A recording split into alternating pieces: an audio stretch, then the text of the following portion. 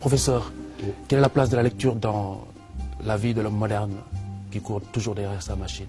Quelle est la place de l'homme qui court, de l'homme moderne courant toujours derrière sa machine? C'est que la lecture, en fait, elle a disparu. C'est parce qu'elle a disparu, comme je vous le disais tout à l'heure, que nous avons perdu ce que la lecture nous apporte et que rien d'autre ne peut nous apporter. Mais ce que la lecture nous apporte, c'est le commerce avec les gens du temps passé. Ce que la lecture nous apporte, c'est cette capacité de vivre et d'être contemporain de gens qui sont morts il y a bien des siècles. Ça veut dire quoi? Que c'est par la lecture que l'homme se fait. C'est par le commerce avec les idées. Et c'est par véritablement cet enfantement des idées-là que l'homme peut se définir véritablement. Mais comme vous l'avez dit, l'homme moderne n'a presque plus de temps à accorder à la lecture. Et c'est parce qu'il accorde moins de temps à la lecture qu'il est moins cultivé, qu'il est moins intelligent, qu'il est moins créatif et qu'il est moins spontané.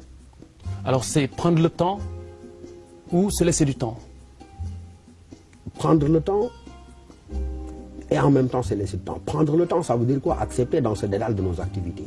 Que le temps, encore une fois, comme je disais, suspende son vol pour qu'on puisse se pencher et dévorer un livre. Parce que je dis encore une fois, le parfum d'un livre neuf, il est exquis. Mais il faut pouvoir, encore une fois, se passer du temps. Ça veut dire quoi? Suspendre certaines activités inutiles et futiles auxquelles nous nous ouvrons, qui mangent la plupart de notre quotidienneté pour nous livrer à cette tâche fondamentale qui est celle de lecture. Parce que la lecture, encore une fois, est un acte, mais un acte fondateur, par lequel on s'approprie toute l'intelligence de son époque. C'est un moment par lequel, encore une fois, on commerce avec les plus grands de ce monde-là. Et c'est pourquoi ce n'est que par la lecture que les plus grands hommes qui sont autour de nous se sont véritablement faits.